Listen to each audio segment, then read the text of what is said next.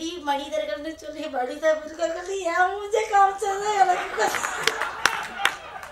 ரொம்ப சரி. அது பரவாயில்லையே ஒத்துக்கிட்டு அது வந்து கதாபாத்திரங்கிறதுனால நான் ஒத்துக்கிறேன். நிஜ வாழ்க்கையினால நான் ஒத்துக்கிட்டே மாட்டேன். அப்புறம் அனைவருக்கும் வணக்கம். முதல்ல இந்த மேடையில் ஏற்றி உட்கார வச்சதுக்கே ரொம்ப நன்றி சொல்லிக்கிறேன்.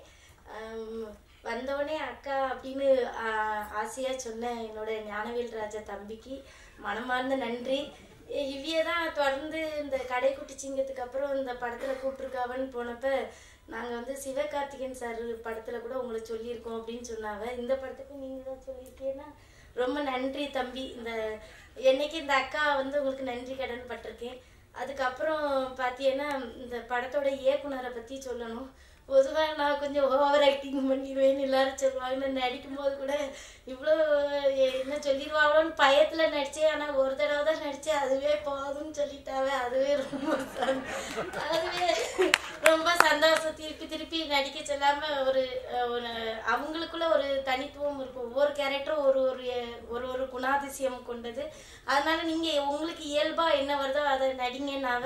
இப்போ இந்த படத்தில் போட்டப்போ கூட இப்படி மனிதர்கள்னு சொல்லி மனித மிருகங்கள் என் மூஞ்சே காமிச்சது எனக்கு ரொம்ப சரி. அது பரவாயில்லையே ஒத்துக்கிட்டு அது வந்து கதாபாத்திரங்கிறதுனால நான் ஒத்துக்கிறேன். நிஜ வாழ்க்கையினால நான் ஒத்துக்கிட்டே மாட்டேன். அப்புறம் ரொம்ப இன்னொன்று என்னென்னா மற்றவங்களை பற்றி எனக்கு இன்னும் அந்தளவுக்கு தெரியல. ஆனால் தெரிஞ்ச வரைக்கும் எல்லாருமே சிறந்த மனிதர்கள். வர வர இனி எல்லாருமே ஒவ்வொருத்தரும் ஒவ்வொரு ஏணிப்படியில் ஏற்றி விட்றாங்க. ரொம்ப நன்றி கடன் பட்டிருக்கேன். இந்த படத்தை பொறுத்த வரைக்கும் ஒன்று சொல்லிக்கிறேன் தம்பி, நீங்கள் இனிமேல் உங்கள் படத்தில் எப்போ கூப்பிட்டாலும் காசுன்றது எனக்கு 2வது பட்சம் தான். என் தம்பி கூப்பிட்டாலும் நான் சந்தோஷமாக ஓடி வந்துடுவேன்.